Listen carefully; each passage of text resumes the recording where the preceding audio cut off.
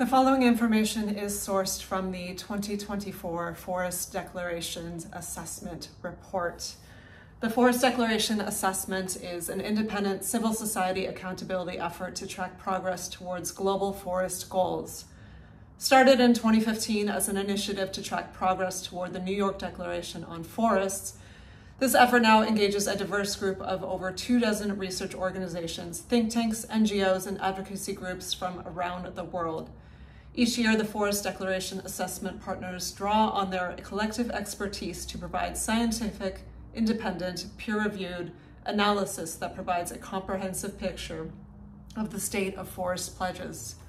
Why does this matter to you? Well, most people would say that they care about the environment, and most people would say that they care about climate change, unless you're part of the select group that thinks climate change isn't real. Well, this message isn't for you, then you can continue to put your head in the sand. And while it is true that there is some natural climate change at play, most of the climate change we are experiencing that is threatening all of life on this planet, including us as human beings, is anthropogenic, meaning it is caused by humans. And one of the biggest causes of climate change we don't talk about is deforestation.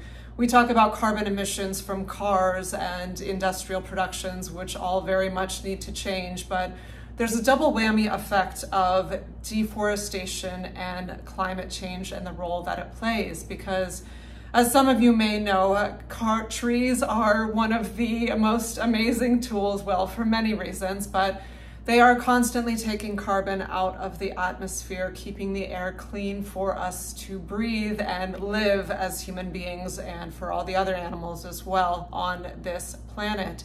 So when you deforest large areas of forest on the planet, not only does it take away the potential carbon sequestering properties of those trees, it also, when you kill those trees, all of the carbon they were holding on to gets emitted back into the atmosphere. So you don't really think about it, but actually cutting down trees, that is the fourth largest emitter of CO2 emissions on the planet. So it's a double-edged sword of they are emitting carbon when they get killed, and then also taking away the potential sequestration of further carbon emissions in the future. So deforestation is a massive problem in regards to managing CO2 emissions and keeping the planet from the goal of what was established in the Paris Agreement of 2015. We are trying to keep the planet from rising more than 1.5 degrees Celsius in order to keep life hospitable. 1.5 degrees Celsius may not seem like that much. When you go outside, you don't feel too much of a difference, but in the grand scheme of the climate and every ecosystem that is so finitely in tune to the way things that massive change, or that small, what seems like a small change in an average temperature, will actually cause massive changes. And it already is causing massive changes: population collapses, ecosystem shifts, and changing the air to a point where we will not be able to breathe on this planet. And why did we get into this? Well, all for the sake of consumption and production and chasing a GDP and materialism and progress. Well, we can keep chasing all of those things and infinite progress and economic growth, but really the race to the top is just a race off the edge of a cliff. And there are many sectors I could go into within this category, but the one I'm specifically going to focus on today is a most inconvenient truth that a lot of you watching, I would say maybe most of you watching, if you're still here, don't want to hear. But we're about truth on this channel, so I'm going to talk about it. In the movie An Inconvenient Truth, many of you probably saw it with Al Gore, came out quite a while ago. He was interviewed by someone saying why he didn't talk about animal agriculture and veganism specifically, or reducing the consumption at least of animals as part of his climate problem and protocol that needs to change. And he said, well, that's because that's simply the most inconvenient truth of all. And if he put that into the movie, then no one would want to watch it, and it would sort of sabotage his agenda. And I do empathize with him and understand his reasoning for that. However, We do not have the luxury to live in ignorant bliss anymore, and we simply do not have the luxury to live how we've been living. So what does animal agriculture have to do with the Amazon burning or all of these other forests around the world that are experiencing massive forest deforestation or forest degradation? Forest degradation is simply the diminishing or the extreme damaging of a forest ecosystem to where it is not at all the way it was before, whether it's habitat lost or tree cover lost, carbon sequestration abilities, flood management, water system management. There are many ways in which a forest supports life for not just the inhabitants in it, but the inhabitants around it.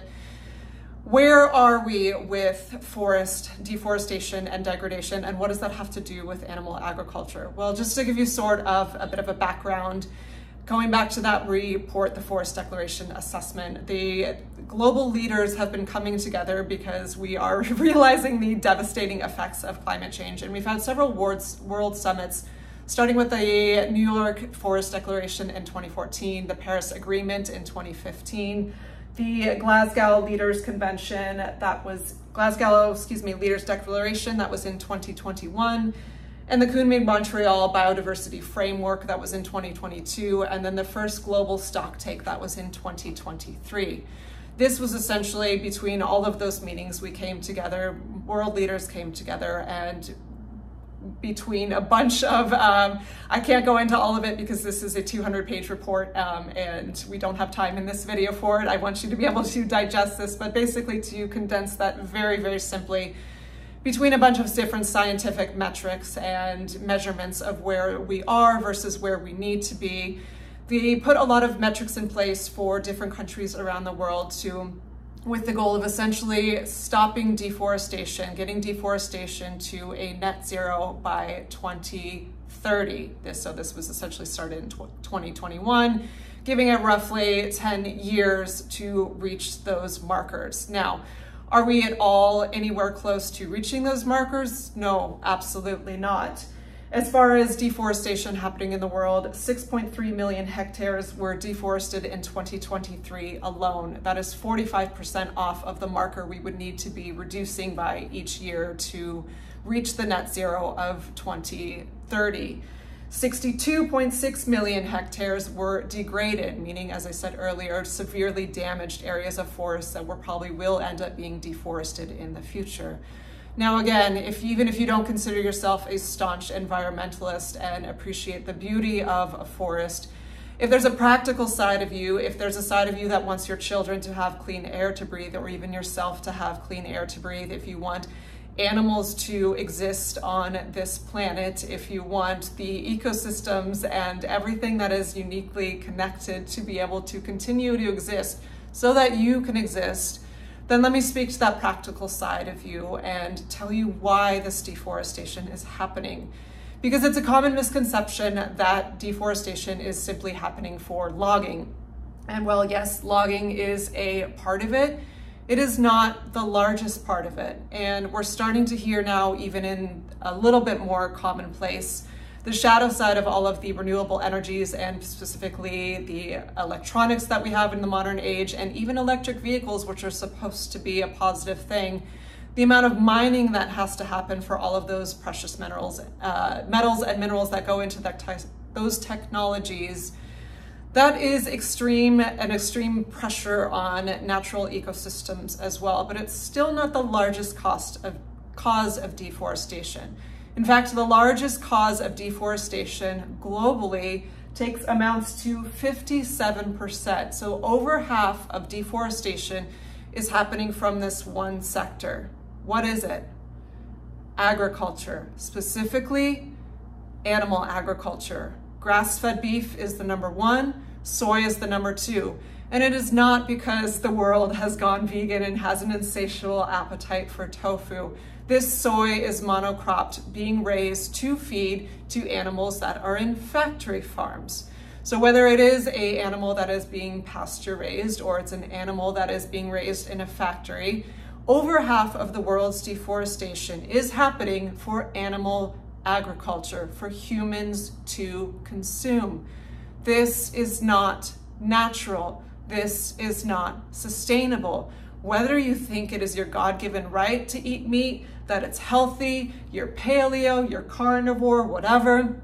I'm sorry, there's absolutely nothing paleo about having trillions of animals stuffed in tiny cages where they can't turn around, standing in their own excrement, being pumped full of antibiotics so that they don't die on the spot because the sanitation is so abysmal. And then that creates super viruses and antibiotic resistant bugs that wipe out human populations, zoonotic pandemics that we've just been through that are coming around the bend every moment, all the time.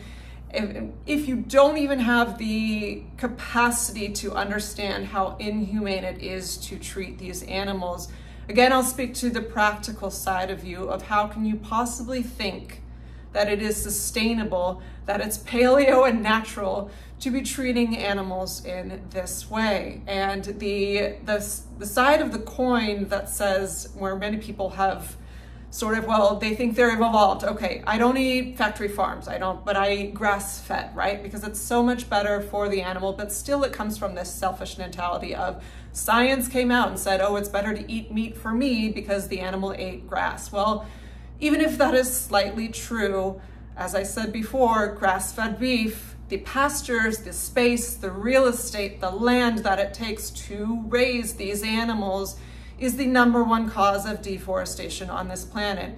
Meaning your grass-fed beef is one of the largest contributors of CO2 emissions of this planet, is one of the largest contributors of animals we're in the 6th largest extinction we've ever experienced. Animals by the millions, billions are losing their homes for these clear-cut lands to make way for grass-fed beef. It is the largest contributor to indigenous people and local communities having their land taken from them in a land grab where they were given no consent and are given no compensation and are just forced off of their land so that these major companies can have this grass-fed beef and or soy production to ship off to factories to feed these animals.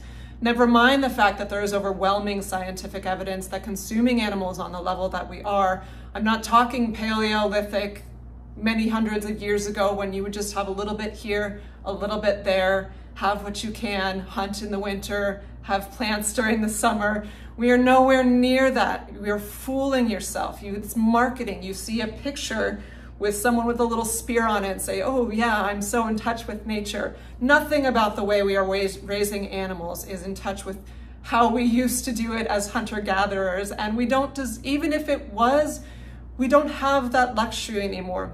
As humans, we have completely augmented the world to be an entirely different reality than it was even 100 years ago, but certainly thousands of years ago. You can't buy and eat packaged meat in a little piece of plastic that came from a factory that was shipped across the world that caused deforestation and say, I'm paleo as you sit and scroll on Twitter on your iPhone. Come on, get real. It is out of just complete craziness, to be honest. It's nonsense, it's craziness. And anyone who does eat meat, I'm sure you're very triggered watching this right now. And I'm not asking the world to go vegan simply because I know they won't. I'm realistic. But what I am asking is to think to your practical side. Maybe you think it's your God-given right to eat meat. Maybe you think you'll keel over and die because you're not eating meat 3 times a day, even though there's thousands and millions of people that don't eat it or eat it very, very, very sparingly and are actually healthier than people who are not eating it. That all aside, if I can appeal to your practical side and look at the damage that is being done to this planet to produce animals that are being slaughtered at a rate that is unimaginable. If you slaughtered humans at the rate we are slaughtering animals every day, the human population would be obliterated in 17 days. Think about that. Think about that deeply. And again, even if I can't appeal to your ethical side, think about what is causing the #1 cause of deforestation in the world is to feed these animals that we do not need. These animals that had no say in this life. These animals you may think exist only to serve you, but in the concentrated raising of them, you are simply destroying the planet. And so this is where, as an environmentalist, and I speak to you, not speaking to a government, I don't have power to do that. You can bitch and complain and whine and point fingers and say it's because this person's in office or this legislature or it's the blue or it's the red or blah, blah, blah. We can make change now, but it's up to you to get out of your comfort zone. It's up to you to say, maybe I could change the way I think. Maybe I could get out of my own dogma, out of my own paradigms, out of my own entitlement, out of my own, this just exists for me, out of my own selfishness, out of my own myopic view, and say, how are my choices today, every day, affecting the world around me? How is what I'm putting on my plate adding to devastation in the world? Do I want to be part of the problem, or do I want to be part of the solution? And guess what? When you're part of the solution, it means getting outside of your comfort zone. It means changing your habits. It means possibly retooling the entire way you think. It means getting uncomfortable. But if we want to change the devastation that is happening at a monumental rate on this planet, it means massively getting uncomfortable, because the comfort that we have gotten used to will be lost when we have no more air to breathe or clean water to drink or forests to cut down, because we cut and burnt them all already. And if you're thinking, well, there's, you can replant trees. The trees that are replanted in these sort of tree farms that are meant to replace forests have nowhere near the biodiversity an original primal forest would serve, have nowhere near the carbon sequestering effects, and nowhere near the spiritual energy that a forest would have. Remember, we are guests here on this planet. We are cohabitants on this planet. And if you still see humans as the center of the universe, you might want to wake up and get out of a mentality that is thousands of years old and look around and look at the beauty and intelligence and magnificence of nature and realize, holy shit, we've ruined the best gift that was ever given to us. We were meant to be stewards. We were meant to take care of what's around us. We were meant to take only what we need and have gratitude for it. The forest and the water and the animals, they are not resources. They are cohabitants with us. They are gifts for us. They do not exist just as a commodity that we can buy and sell and put on the stock market so we can buy and sell more shit and hoard things in our home that aren't really making us happy. This is what it takes for change. We need systemic overhaul of our mental ideas of how we view this planet. And if you're still with me, then maybe I'm speaking to something that's striking a nerve, or you're waiting to write some trolly-ass comment in the comments. And if that's really what you want to do with your day, I feel sorry for you. But if you are still with me and hearing this message and willing to lean into making a massive change in your life, even if it means getting uncomfortable and changing your habits and doing things differently than you've done them your whole life, then I applaud you for listening. I applaud you for opening your eyes and opening your mind and opening your heart, because that is what it will truly take to change. It starts at the grassroots. It starts with you. Stop waiting for someone in office to make a policy, and make the policy yourself. Make a different choice. If you're not ready to go vegan, choose eating as much or as little, as much less or as little meat as you can if you really want to affect change on this planet. Think about it.